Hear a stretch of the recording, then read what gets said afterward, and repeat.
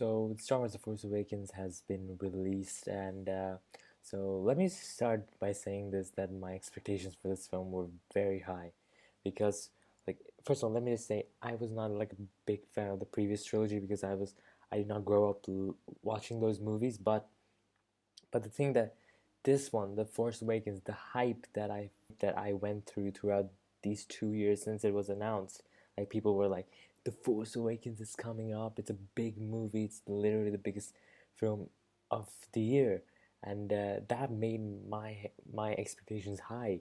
I was like, okay, this is gonna be something really good.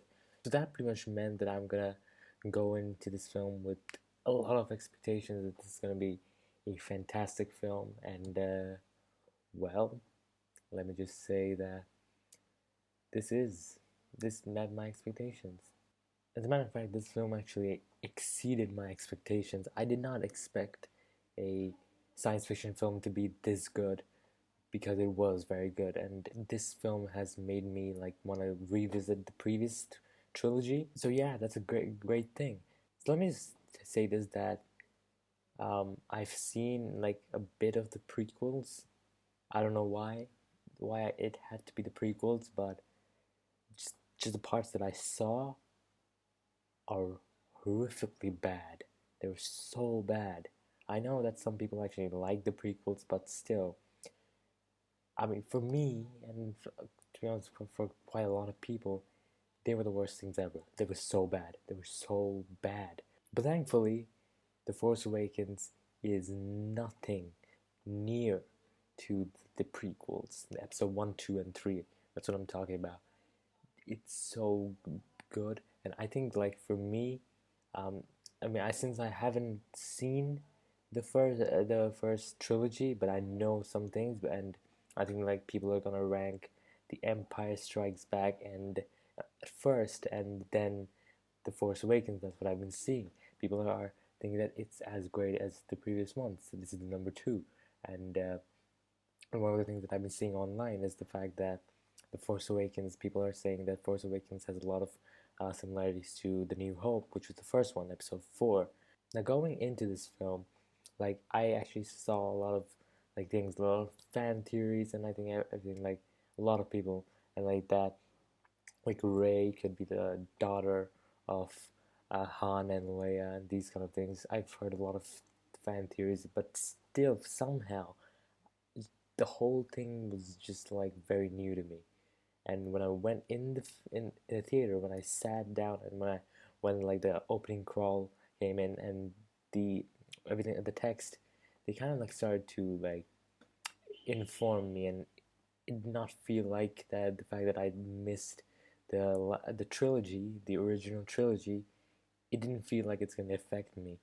But as the film progressed, I still do not need to know like what happened in the previous ones because they explain it in the opening crawl.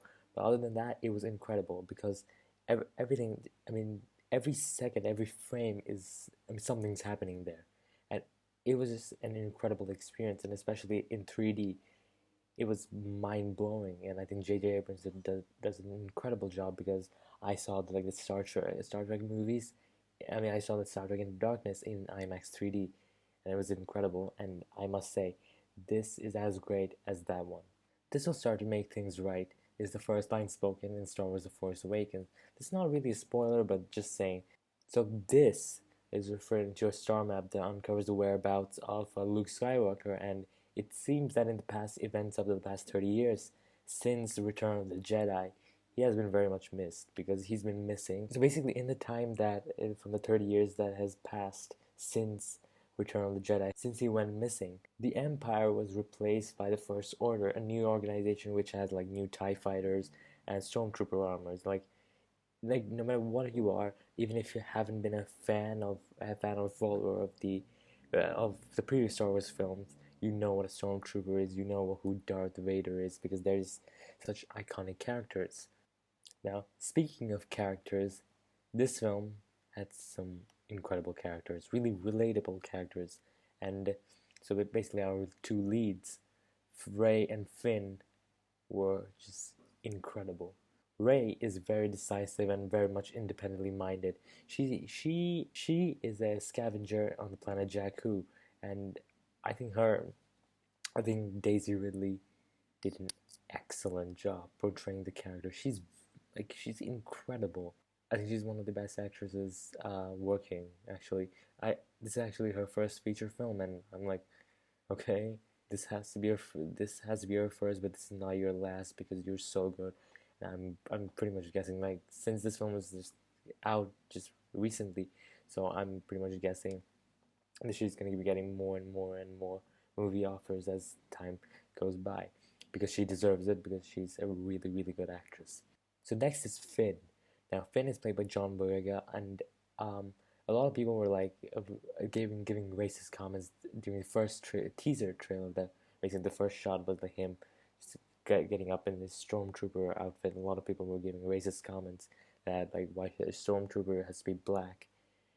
But I did not. I just literally just like hated those comments, because what's the problem if a stormtrooper is black? What's the problem with that? And I'm not gonna go into that discussion. That is another thing, but I'm not gonna go into that. But from the beginning, when I saw that teaser, from then on, I realized this is gonna be something new, something fresh, something that we've not seen before. So I was very excited for that. So and that's exactly what I got. Finn is sort of like the comedic presence, and he just does it flawlessly. I think like I mean, the first 15 minutes of the film, he's not really like doing that much but just running and being scared, and he's definitely scared of the First Order. He's a stormtrooper for the First Order. He just finds out that he does not want to be in this thing after his first time going into the field. So next up is Poe. Poe is literally the new Han Solo. I mean, he has the looks, he has the attitude, and he also is the Resistance best pilot. But unlike Han, Poe is sort of like a nice guy. I mean, but he just has this sort of like thing that, I mean, it goes through your head in a way that he kind of had this thing that, I mean, he could replace Han Solo. I mean, there's just something that it's which is not explained because he's not that much in the film. I mean, it's not explained how he can replace Han Solo because he's not that much in the film.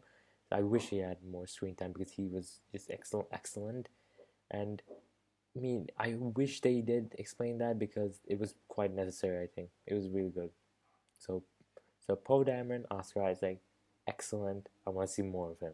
But the other characters were the fact that Han and Leia were back, and they're much sadder, like much more like not as lively as they were during the original trilogy, which like I said, I didn't see, but I know that because of this cultural, because since it is a cultural phenomenon, I know that this is a very big relationship, and I think like I mean, Han and Leia, I mean, Harrison Ford and Carrie Fisher did a wonderful job, and you can just understand that they were very sad about something, which I'm not gonna discuss because that's a big spoiler. I'm not. I'm gonna if I think I'm gonna make a spoiler review. I'm gonna tell it then, but they're back, and I can't really say that much about it because if I say more, then there's a lot of spoilers in that. So I'm not gonna say anything. Neither will I talk about Luke Skywalker because that's another big spoiler. Okay, then next, our big baddie, a new big baddie, it's Kylo Ren. So Kylo Ren, a lot of people were saying that he's a new Darth Vader.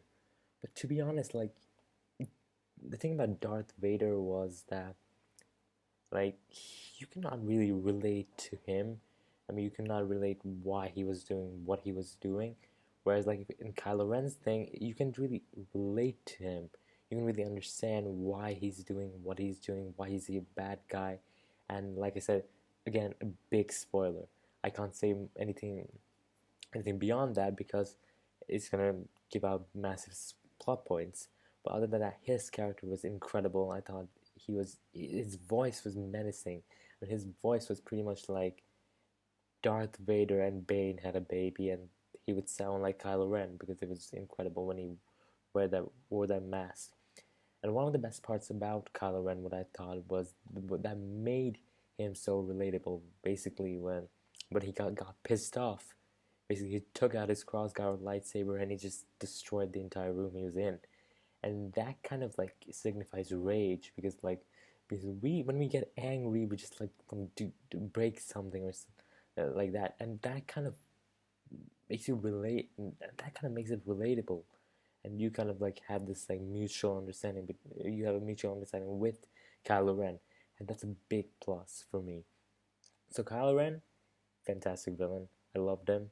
So Maz Kanata, played by Lupita Nyong'o, was not as great. She was a bit of like Jar Jar Binks territory, but she was not bad. I mean, she was not bad, but I don't know why her presence seemed a little off to me, and it just was not what I expected.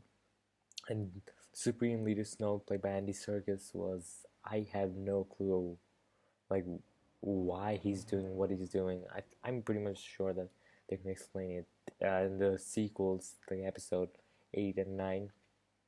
But I would have liked a little bit more for Supreme Leader Snoke, and I mean the CG for him was not that great, but yeah, Supreme Leader Snoke. That's it. That's all I can say, because, and I'm not gonna um and like for the previous like Han and Leia or Kylo Ren, I didn't say more about them because it was spoilery. But I can't say anything about Supreme Leader Snoke because there was nothing else to discuss, because that's it. That's what a Supreme Leader Snoke is. He's a Supreme Leader whose name is Snoke. That's it in the entire film. So I want more of him, but he was a pretty interesting character, I think. And then Captain Phasma. Like, I was very excited for this character. She was completely wasted. I mean, not wasted in that sense, but I mean, she was not used at all. She's so bad. I mean, literally, she's so bad. I mean, I was so excited for Captain Phasma. It was like she had this cool costume, and she had like, I mean, the hype for her was so much, and I thought that she was gonna be really a great character, kind of like Boba Fett type character. But she was not used at all. She was very undermined throughout the whole film. So Captain Phasma, completely useless. I I really wish they could have done more with this character. I really wish. But other than all those gripes, I think that Star Wars: The Force Awakens is literally one of the best movies of 2015. It truly deserves this spot in one of the best sci-fi movies of all time, and I think one of the best movies of all time, to be honest. I really, really enjoyed this film, and it's definitely, like I said, it's making me watch the previous films, not the prequels, never the prequels. Uh, I'm talking about the original trilogy. I really want to watch those again because this film has really intrigued me with the characters, and I just really want to watch it. And I think the Force Awakens is gonna be a new ground that it's gonna create. It's been creating new grounds that where like people who are not like fans of the previous or followers of the previous trilogy, like myself, they can really catch up and they can get excited and they can understand this whole universe. And I think that's an incredible thing that J.J. Abrams has been able to achieve, and his direction was incredible. I mean J.J. Abrams is a really good director, and I think that he does an incredible job. So overall, I give Star Wars: The Force Awakens an A. Yup, an A. It was that good. So that was my review of Star Wars: The Force Awakens. I hope that I'm gonna make a spoiler review very soon. This is a must see. You must watch this film because it was that good. It was so good. You must watch this film, and I'm very much sure that when you go and watch this film, you're not gonna be disappointed at all. So thank you for watching, and I'll see you guys very soon.